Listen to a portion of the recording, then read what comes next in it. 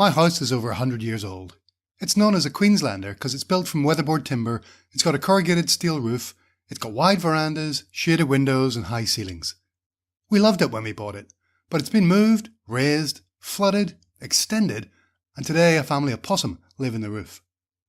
So my wife has a to-do list of repairs and enhancements she'd like to make. Well, that she'd like me to make.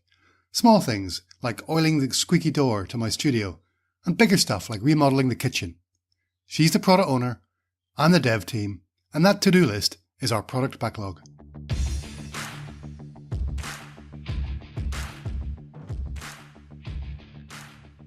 Welcome to the Scrum Dynamics podcast, where our mission is to help every Dynamics customer and partner use the Scrum framework to deliver Microsoft Dynamics projects with amazing outcomes.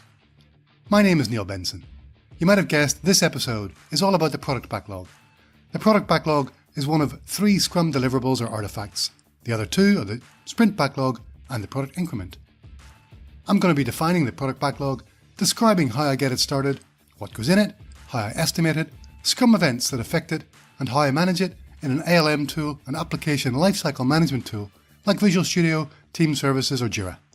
Let's get going. First, a word from one of our generous sponsors. Ingenious Connector Enterprise integrates your telephone system into Microsoft Dynamics 365 and CRM for increased phone agent productivity.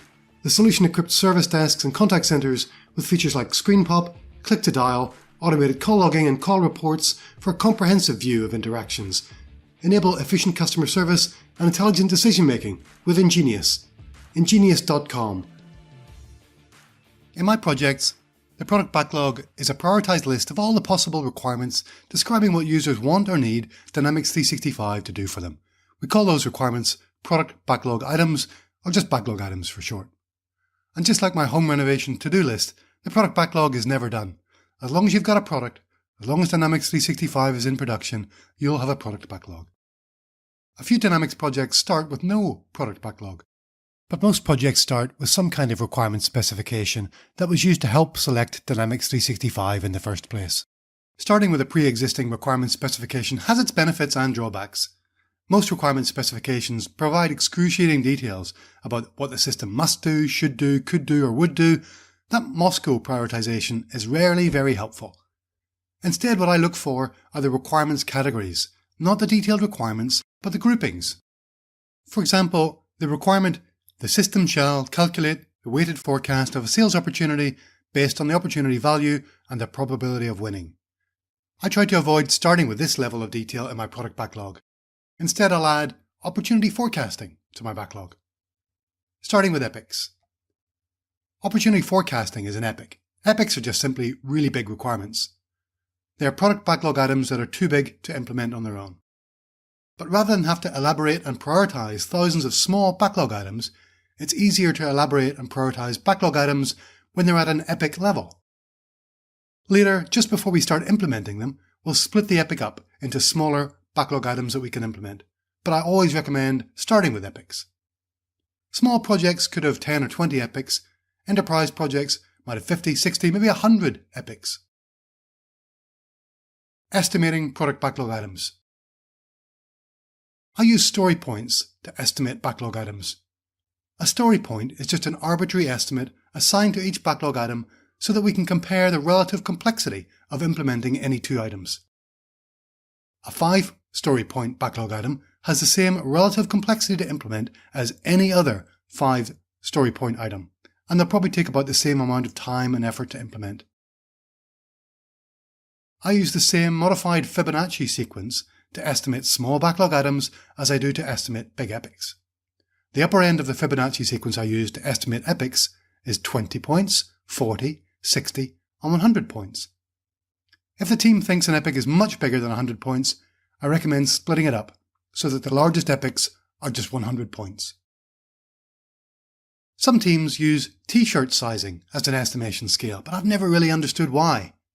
If you've got 10 product backlog items in a variety of sizes from XXS to XXL, how can you use that information to estimate how many developers you need, how long your project's going to take, or how much it's going to cost? If an XXS t-shirt is a 1-point item, XS is 2, S is 3, and so on, then you may as well just use the numbers. None of the Dynamics teams I've worked with couldn't just estimate using numbers. Some teams estimate in ideal hours or ideal days. I don't like using time or effort to represent estimates either. What if your Power Apps configuration story is estimated at 1 day, but I end up working that item and I've never configured a Power App before? It might take me 2 days. Or Fushen, our Power Apps expert, ends up working on it and only takes him an hour. If I work on a couple of Power App backlog items each sprint, I'll get better at it and faster. Time or effort based estimates don't take into account the experience of the dev team member who'll be working on the story, or the overall productivity improvements that most dev teams gain during a project. Another advantage of story point estimates is that they can include estimated effort and anticipated risk. For example, a product backlog item might look like it'll only take a few hours to implement, but there's a risk that we're missing an acceptance criteria, we're dependent on someone outside the Scrum team to complete a task, or we're using a new Dynamics feature for the first time. Another backlog item might take a lot more effort, but it's something that we've done consistently several times before.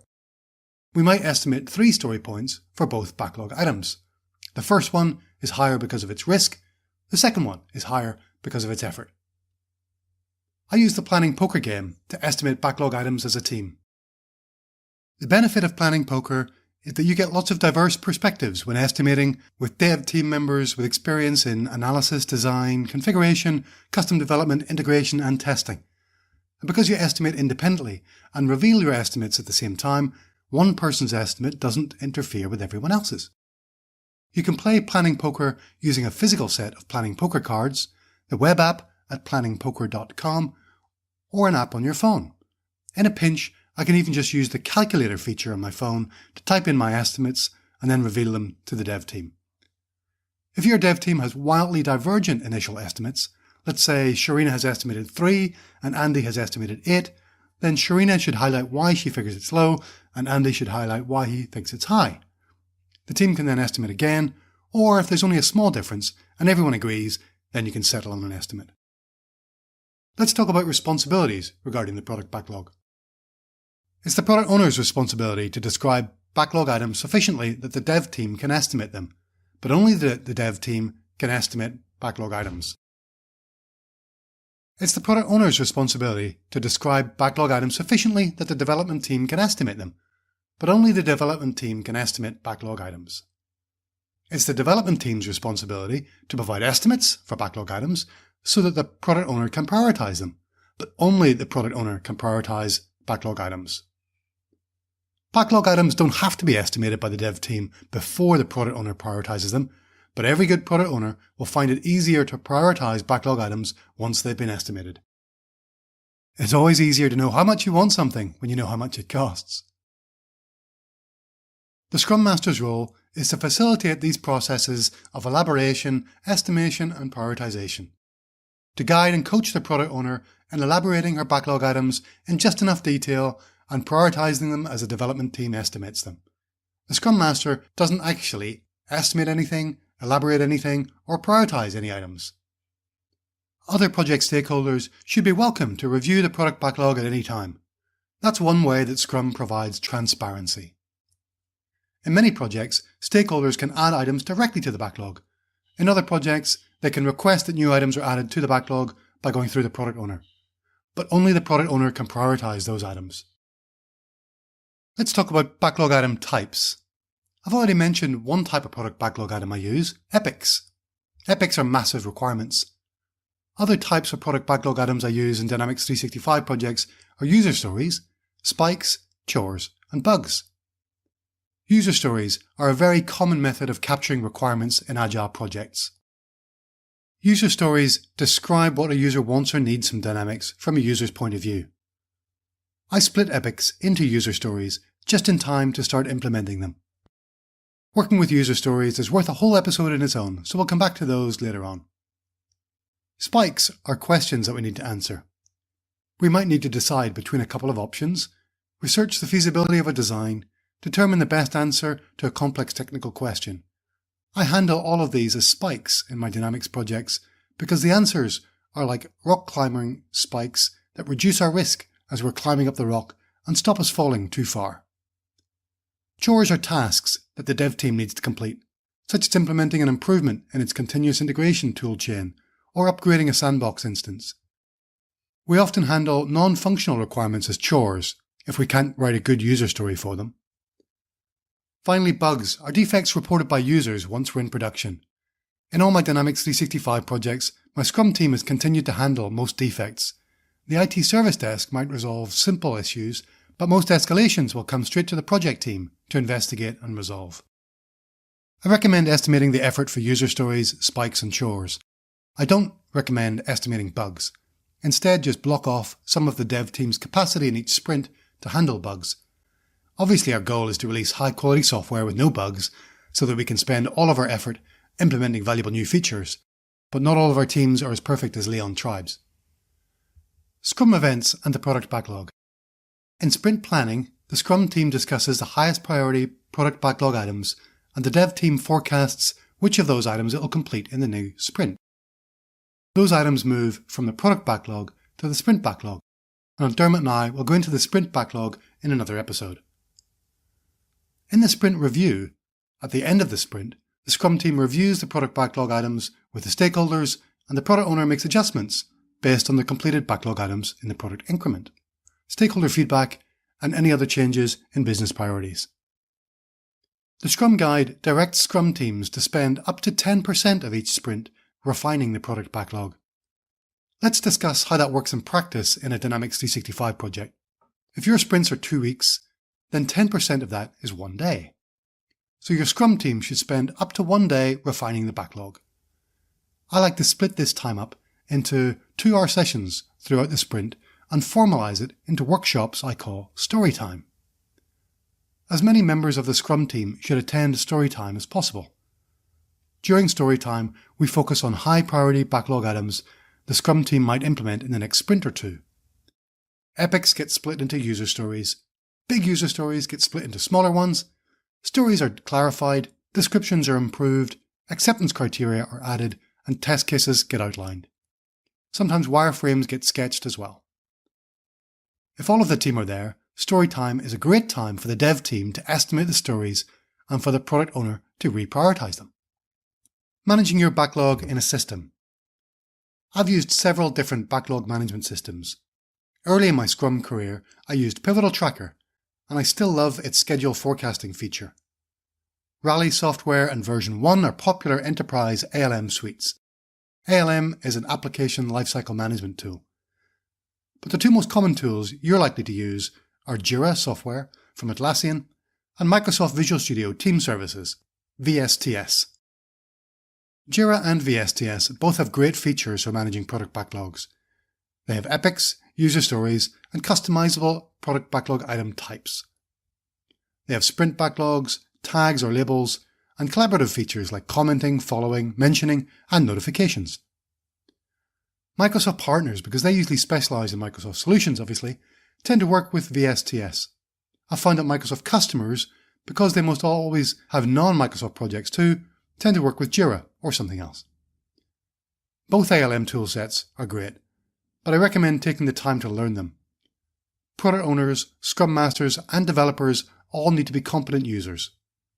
If you're fortunate enough to have a JIRA or VSTS administrator handy, or a project coordinator to help you keep your ALM tools in order, then count your blessings and pay them double whatever you're paying them today.